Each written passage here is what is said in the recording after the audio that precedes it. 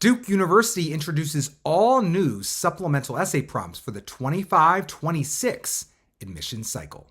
That is the topic of today's video. My name is Craig Meister. I'm a college admissions coach. You can learn more about me and how you can work with me one-on-one throughout the entire college admissions process on my website, which is collegemeister.com.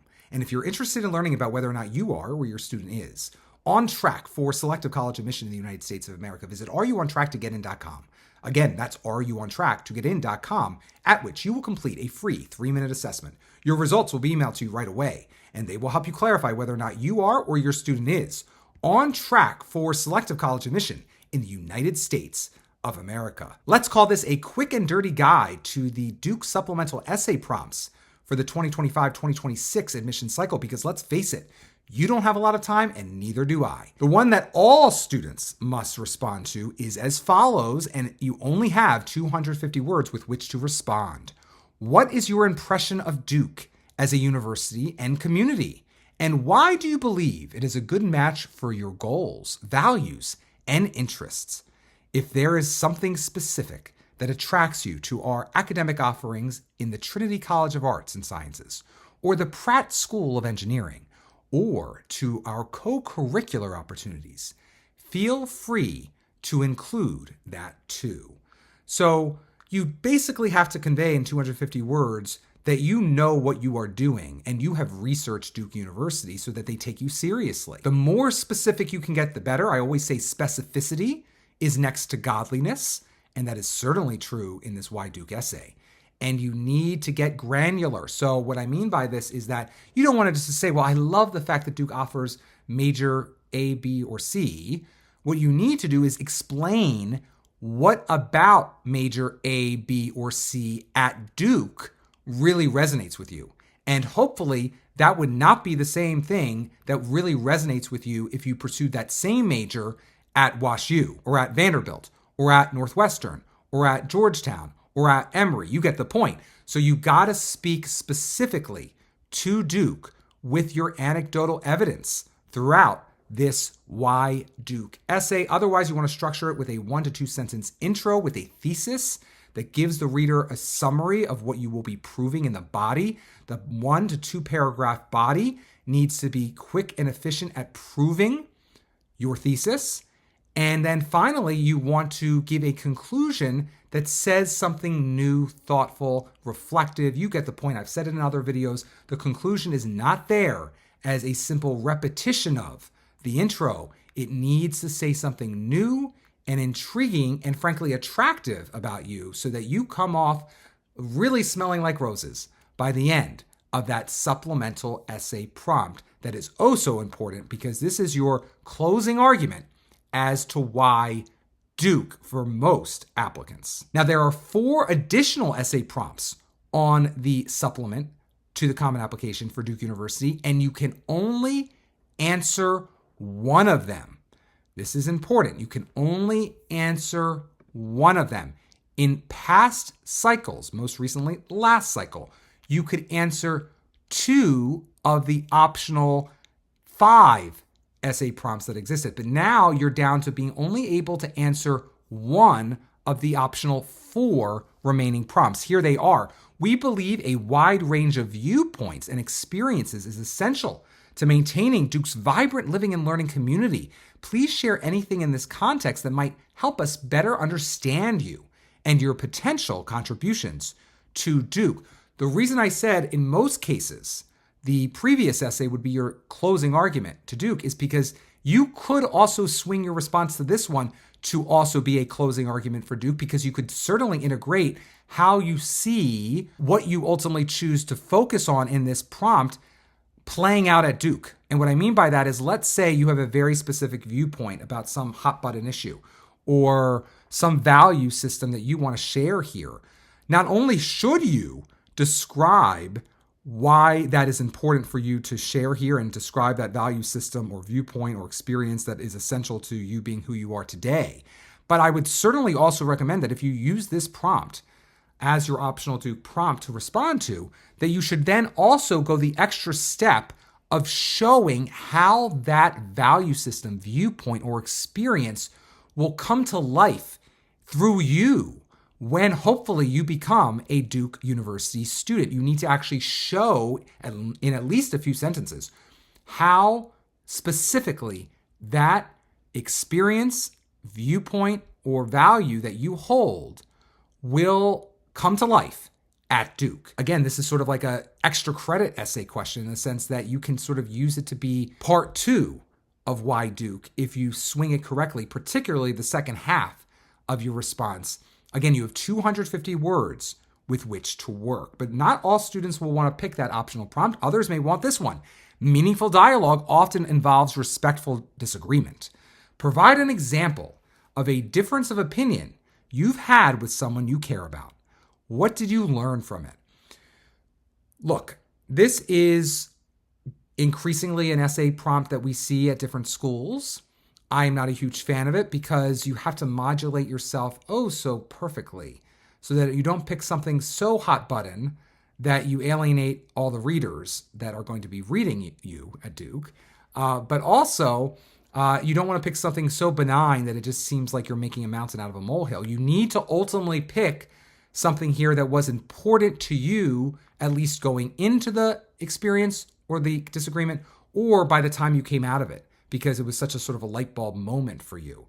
Otherwise, I would say, look, some people will take the risk of going all in on a very hot button issue. You can do that, but what I always say to do with this prompt is be respectful. Make sure that whatever you've done, that you've disagreed respectfully. We can be disagreeable in an agreeable manner. Always remember that as you wrap up that one. Otherwise, structure it with an intro/thesis, a body to support the thesis, and then a conclusion, again, that goes a step beyond the thesis. The next prompt that you could choose from as your optional one Duke essay is, what's the last thing that you've been really excited about?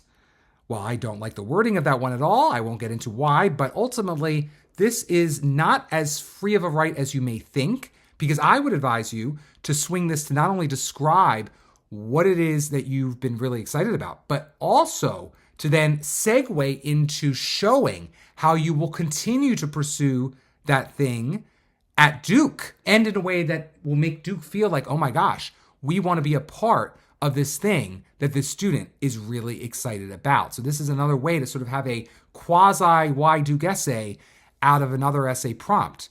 Keep that in mind. This could really work to your benefit. Don't just write a prosaic 250 words about really loving Nutella or really loving pizza or really loving rooting for your favorite baseball team. No, you've got to go deeper than that and also connect it to how you will allow it to inform your behavior should you be so lucky to attend Duke University.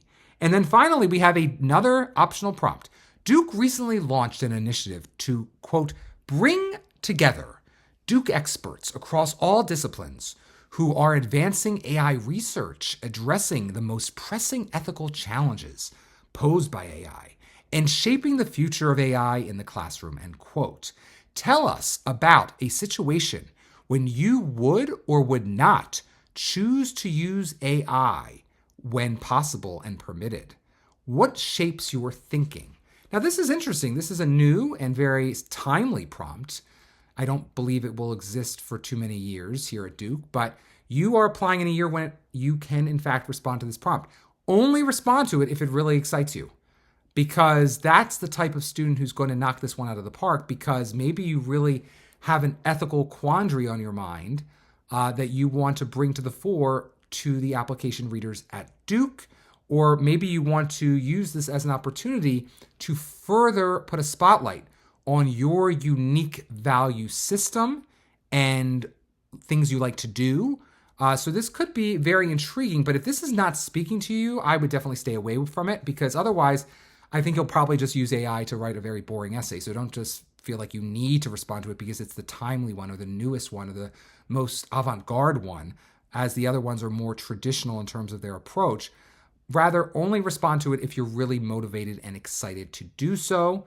And again, you could always tip your hat to how this may also play out at Duke if you are talented enough and efficient and effective enough in responding to the prompt as it exists. You may have the opportunity to add that little hat tip at the end in your conclusion.